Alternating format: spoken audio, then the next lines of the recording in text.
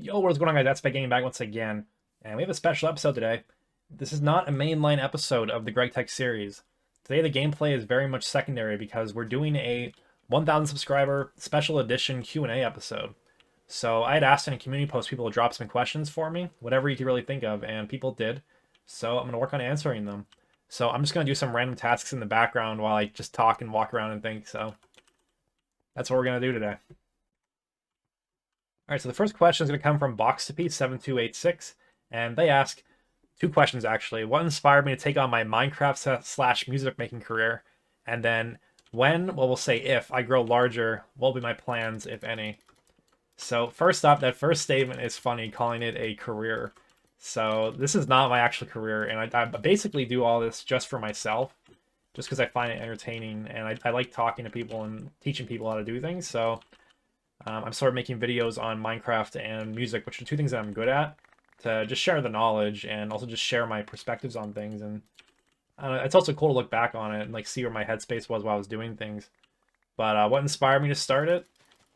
I guess that was the reason, was to show people what I'm doing. Hopefully people can learn. But it's funny that you say career, because my actual career is actually as a chemical engineer.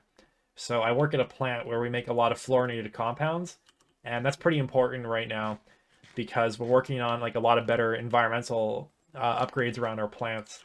So as you know, like fluorinated compounds, I believe it's like 2% of the global warming potential they make up. And right now we're going through a lot of different, I guess, like processes to upgrade our plant, and there's a lot of eyes on us throughout the world. So pretty cool stuff. And I always just thought it was funny that my favorite games are like engineering type games. When I do engineering for my job, it's like, oh boy, I finally get to go home and make my virtual factory. Like, it's pretty funny.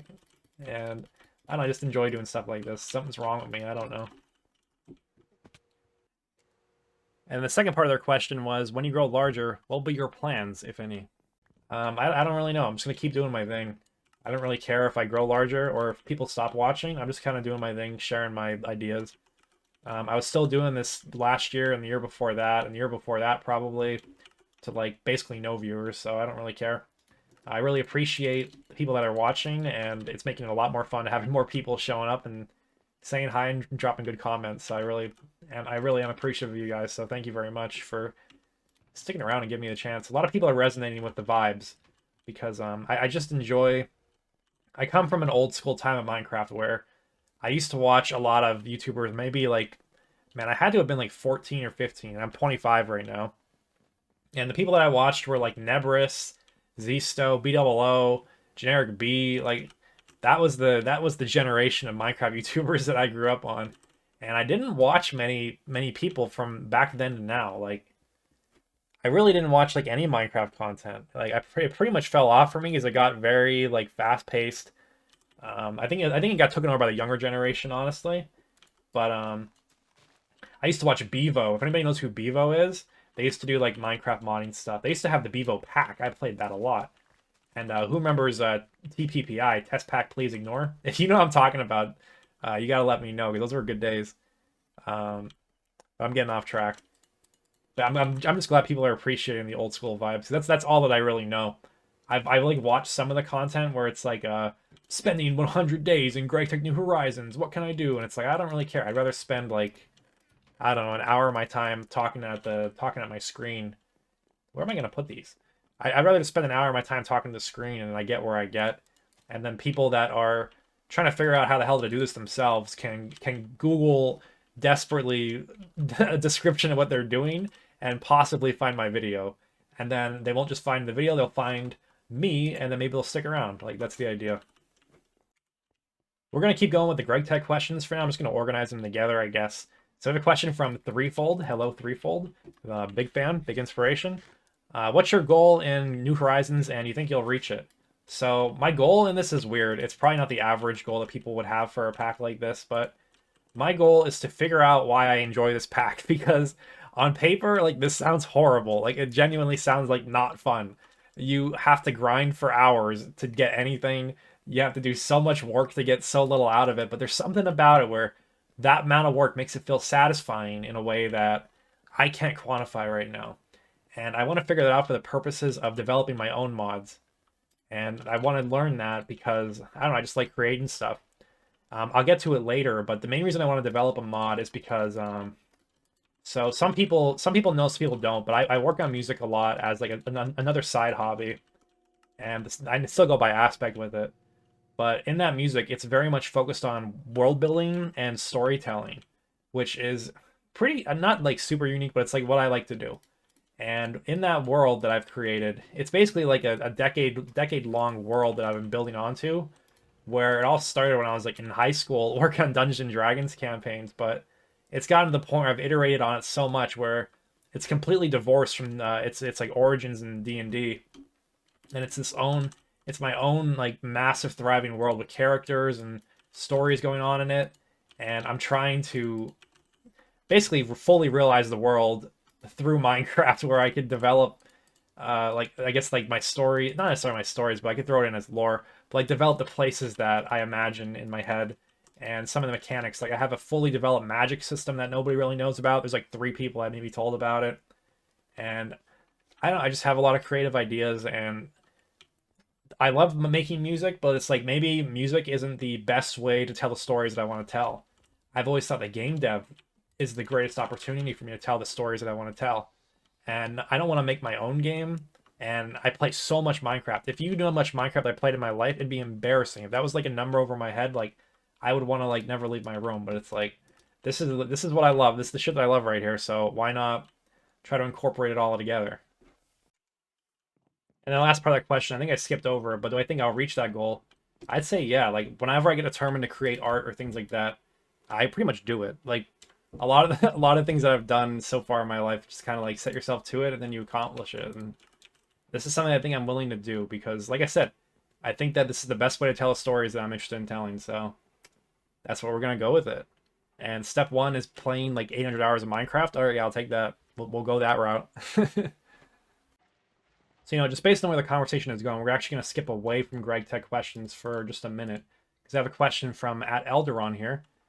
Is the character in your profile picture in your thumbnails one of your own? And if so, what's the story that surrounds them? So yeah, this character, I didn't draw it myself, but it was developed by a whole bunch of friends, and I kind of worked in like tandem with them to give feedback and give ideas, and it was a fun time. The character design started up as a sort of design that was made for my Discord server that I own called Etheria. And that's like a music focused Discord server. I wouldn't recommend anyone into Minecraft to try to seek that out and join it, but I'd say like we make pretty forward thinking music there, and most of us are pretty interested in like art and music and things like that over there.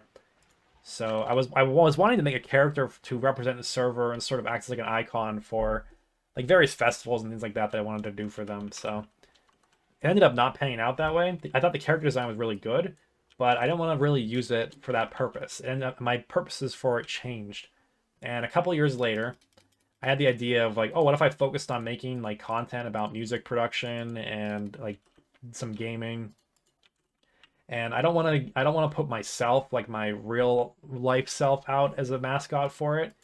And I feel like you need something. Like you can't like being like an absent, like I guess it's possible, but having like an absent or like completely anonymous like no face channel is not something I was really interested in. So I said let's bring back that design. And I iterated on it. And we came to something really cool, I think. And I actually have I don't use it very often. I think there's some stuff still public on the channel, but I have a VTuber avatar of this character.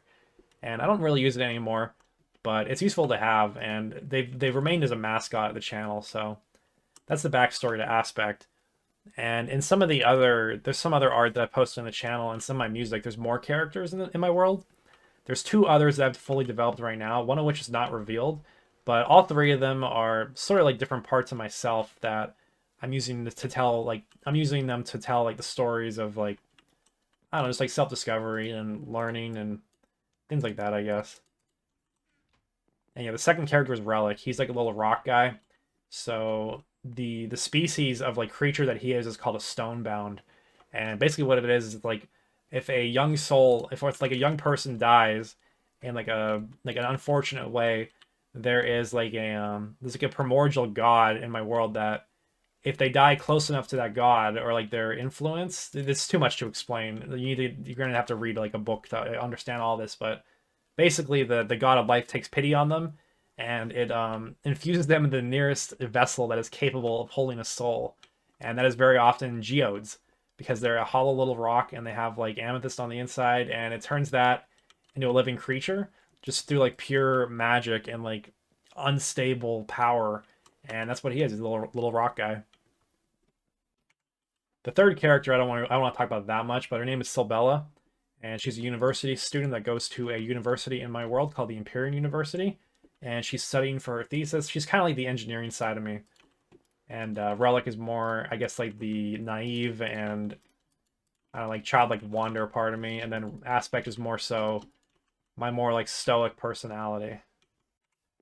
So we're gonna go back to some Minecraft questions now. From at Hazim Anwar, what gets you motivated in Greg Tech? I want to try it as a Nami Factory player, but I fear the difficulty. Honestly, the difficulty is weird in this. I wouldn't call it like exceptionally difficult. It's like a knowledge check. A lot of stuff is a knowledge check in this pack where you kind of have to know the flow of things. And if you understand that, it makes a lot of sense where it's like, okay, the LV tier is all about gathering up a ton of iron, a good amount of tin, a lot of copper, and I make bronze. Like that's kind of like what the Steam tier is. LV, I'm making steel. How can I make a lot of steel? You need a lot of iron. That's what it's all about. So I haven't entered LV yet, but I have 2.5 stacks of steel because I know I'm going to need it. So I got upgraded all that. And once you're able to have some thinking like that, we're able to like think ahead and I guess like not like optimize, but you just want to like optimize. You want to use your time in an efficient way. You can progress pretty quickly in this, and then I don't know. That's kind of where it's at. If you play Nami Factory, you have a pretty good time transitioning into Greg Tech New Horizons because it's not that bad. And a lot of like the power options, at least towards the early game, are pretty straightforward. They might seem complicated, but it's really not. Probably the biggest difference, I only played Nami Factory up to EV, but like the processing lines in this are crazy. Like if you might get to like the plat line or something and like your brain would explode. Like I don't know if it's that crazy in Nami Factory, but that's how I feel, and that's how I felt and still feel about stuff like that, where that's a little bit too far in my opinion. And I guess I've spoken the difficulty a lot, but what keeps me motivated in this is just the sheer scale of it. Like there's so much fun stuff to explore where it's like this feels like its whole game. Steam Age is a different game than LV. So when I beat the tier, I don't just advance a tier, I'm advancing to a new different game. Where it's like, alright, I'm gonna have a lot of fun doing all this. There's stuff to accomplish. And then it's like I beat this game and I go to MV. MV sucks. I'm like a very big hater of MV. It's pretty boring. Not much to do. You just basically like upgrade your circuits, make plastic. You don't even have to make a lot of MV machines. But then you go to HV, and HV is its entirely new game. Then you get the rocket, and then it's like an entirely new. There's a new horizon, if you will. Not this is the new horizon of Greg Tech, and then you get rutile, and then you have titanium. Like it just never ends, and you just keep unlocking more and more fun stuff. For me, it kind of falls off when I start to get so when you have to rewire your base and like destroy and rebuild everything, that's one thing I really don't like about this pack, where it's like, all right, my wires are getting to be bad, and I'm not transferring enough power. All right, I'm gonna go break every wire and make new ones. Like, oh, my transformers need to be upgraded. Like, I don't like that much. I would prefer if I had not like a standardized delivery system, but like an easily upgradable delivery system for power, because it's like when I hit a new tier, I'm like, I'm hyped. I want to make new machines. I want to do all kind of fun stuff. I'm not like, oh boy, time to replace my energy hatches. Like, I think that's very boring. And it's probably one of my critiques with this game in general. But that's why I'm playing, is to figure it all out. Is to figure out what I do and don't like about it. What keeps me motivated, what keeps people motivated, and what we enjoy about this. So that goes back to the question about my goals. So hope that's helpful somehow. And I think you should just try it. Like, if it's difficult for you, the annoying, like if there's something annoying, just tackle it like times 100. It's like, man, I keep running out of copper. I hate this. Go get 2,000 of it. Like that's what you got to do. That's the mindset you got to have in this pack. And if you're not capable of doing that, that's perfectly fine. That's perfectly fair. You know, not everybody is able to go and bash your head against the wall like that. But I find it satisfying. I think a lot of other people do too. I think this goes in perfectly to Cybrid Official's next question. What about GTNH keeps me coming back? And I really, like I said, I think it's just the fact that there's a whole new game in every tier, where it feels like there's also playstyle differences, which is crazy. Where it's like some people like to do certain things in a different way than others. Where it's maybe not everybody's building multiple Steam grinders or something. You know, like everybody has their own ideas and ways to do things, and I just find that super interesting. And I especially like when I'll get inspired and I'll watch someone else play when I watch someone else play for a bit, and that makes me want to play it again. He's just like, man, I didn't know you could do that. Like that changes everything. One example I saw was learning about. Let me show you the recipe for it. What's it called? Yeah, the neutronium energy cell. So there comes a point in the game where you craft the neutronium energy cell and you have infinite energy in your applied energistic system. That changes everything in such a crazy way. So once you unlock this, you like plop it on your AE network. You never have to care about supplying power again. And just think about that. What does that do for you? So if I don't have to worry about power in my applied energistic system anymore, what can I do? I can do quantum bridges everywhere. Like that's not quantum bridge. What's it called? The quantum. I think it's like a ring, right? Yeah, the quantum rings. I could just use these like casually to like bridge like different parts of my base or something. And the main thing is wireless AE2. So you could just make a ton of wireless connectors and just you don't even need to use cables anymore. Like it's just crazy. Like the recontextualization of the game throughout this is just like so impressive. And I don't know if the reasoning was, I don't know if it was intended to be like that or if it just happened to be like that because so many mod developers have a hand in this. And it's like, what if somebody was intentionally developing something cohesive that they understood all the way through a progression like that? That's kind of what I think. Which I know that, not me saying, there's probably somebody on the Greg Tech team that understands everything super well all the way through design decisions and like stuff like that. But what if somebody did something even more focused, but in like the style of like Thaumcraft? That's where I want to do. All right, so Emerson V asks, what is the biggest bottleneck in GTNH? And I think for most people, the biggest bottleneck is learning like all the microcrafting and stuff because it's like it seems very daunting and it's a very difficult thing to do. Where people are like, "Oh wow, it's so difficult to make a circuit," but like in the big picture, like you just break down the resources you need. You're like, "Yeah, I need a bunch of copper." Like just get a lot of everything, and then you don't need to worry about the resources. Like I don't know. I think a lot of people aren't able to get over that hump where it's like you need to do everything to the 10th degree in this pack. And I understand. I understand that a lot, I guess. But that's genuinely what I find fun about it, where I feel like in a lot of mod packs, you go out and you mine like a stack of iron, like get like 20 diamonds, and you're like, all right, I can get infinite power, I can get infinite mining, like you do whatever you want. And this you gotta earn it. And getting over that hump to actually earn the stuff, to do the fun things, is probably the biggest bottleneck. For me, the biggest bottleneck is always blast furnaces. They take so long to process and they suck out so much energy, it's like, man, it's exhausting. And this time around, I'm just going to try to, like I said, make it to the 10th degree. Instead of making like one quadra blast furnace, what if I made like 16 in like LV, you know? Like that would really solve my problem. Because I'm always feel like I'm like lazy with the blast furnace where it's like, man, I got to make like 8 stacks of, I don't know, like titanium or something. I don't want to wait on this system. But like, what if I just paralyzed it to such an extent that I don't have to worry about that and that it's actually working as intended, I guess. Now I got a question from Pizza Time 1337. Are you going to use logistics pipes or an inventory panel from Ender.io, or just wait till AE2 for item management? So I've never actually used logistics pipes or the Ender.io inventory panel. Maybe I'll try it. I've usually just made like a ton of chests and just kind of organized them. I have like a way in my head that makes sense, and that's always gotten me to AE2. And then I also just kind of like store the item where I make it, where if I'm like making, I don't know, like just say like charcoal, I'll just store it in like the area that I'm making it, and that's kind of where it is. And then once I get AE2, I'm able to sort of bridge it all together, which maybe is the wrong way to do things. I don't know. I guess I had a hold that goes to this thing, alright. I guess I messed up. Yeah, that's that. Next up is Peter Person 2819. What was the first Minecraft mod pack I ever played? Oh, let me tell you. Let me think, actually. I'm pretty sure it was Tekkit Lite.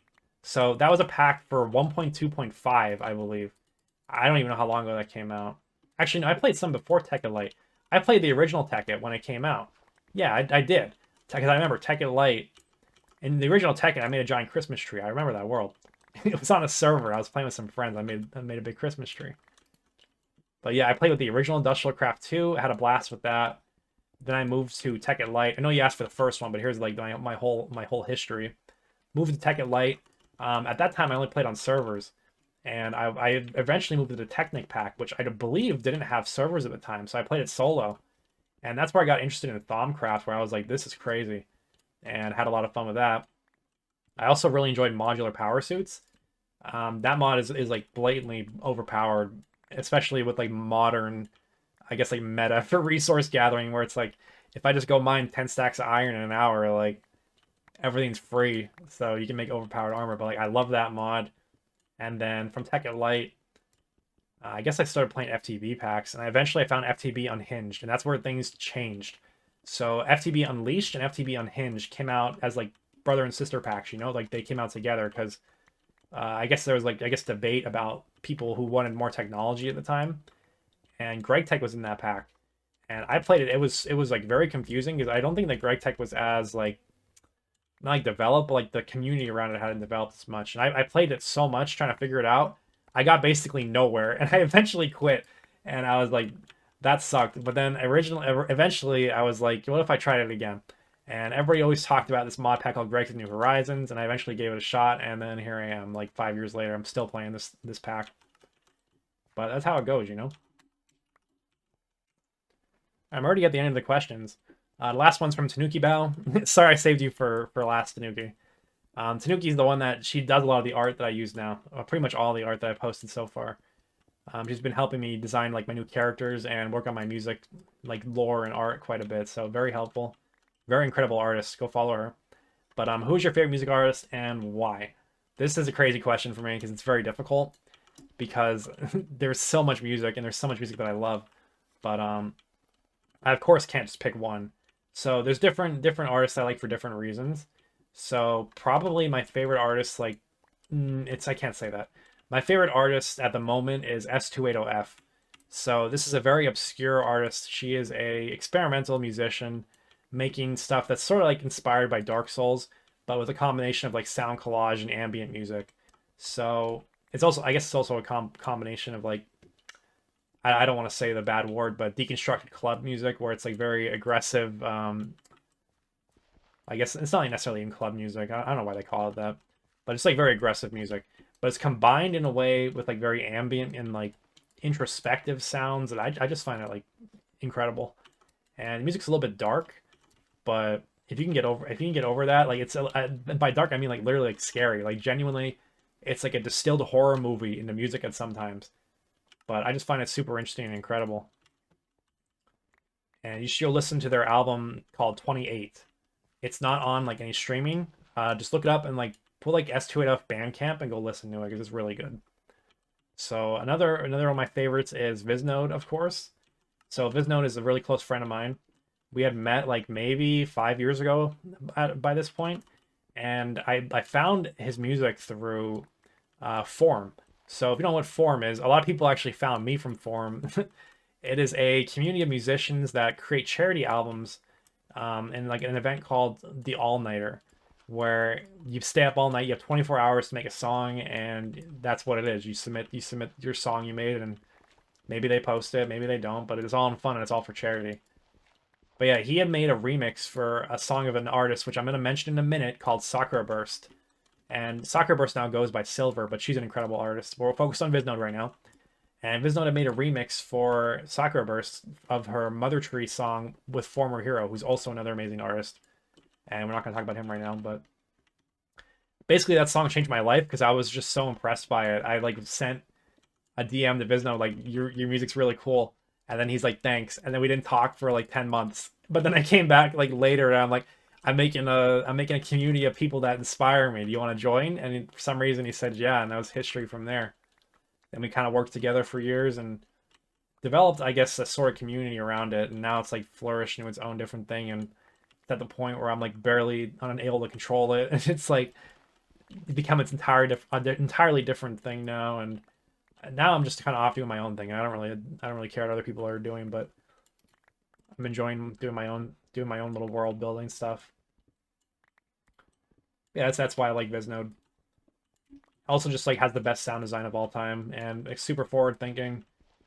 Extremely interesting music. Next favorite artist, probably. It's hard to say. It's a Porter Robinson, probably. So more specifically, like Virtual Self and Worlds. I enjoyed Nurture a lot as well, but I don't like Smile that much. I don't like its general direction, like the last maybe like three years. But I still love the old music so much, and it had such a profound impact on me. Where basically, Fellow Feeling was another song that changed my life. Where it's like orchestral music plus like dubstep. This is crazy. It's not even dubstep, but it went in my brain in such a way that I was like, I gotta find more music like this. I gotta find more, which led to me finding a remix of Fellow Feeling by an artist called Shadiant, who basically just made it even more loud and like ridiculous. And from there, I found Sakura Burst, who is now known as, oh my god, Fishing Zombie. And then I found Sakura Burst, who is now known as Silver, but she is the one who introduced me to this idea of like fantasy world building plus like electronic music. And their album called Deconstructing Nature and like a lot of the offcuts from other albums and Harp Singer and remixes and she did, all of it just like left such an impression on me. It's like, man, I want to make music like this. Specifically, if you want one song to listen to that can trace back like everything I'm doing now to, it's Cherry Blossoms Explode Across the Dying Horizon by Sakura Burst.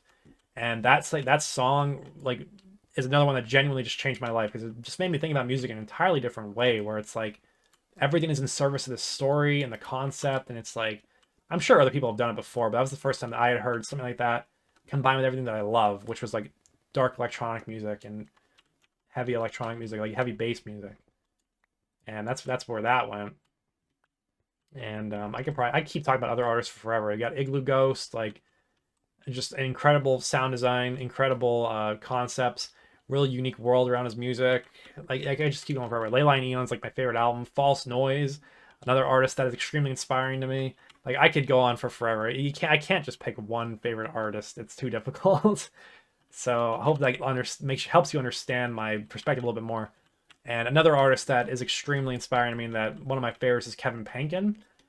Specifically, his work on the Made in Abyss series.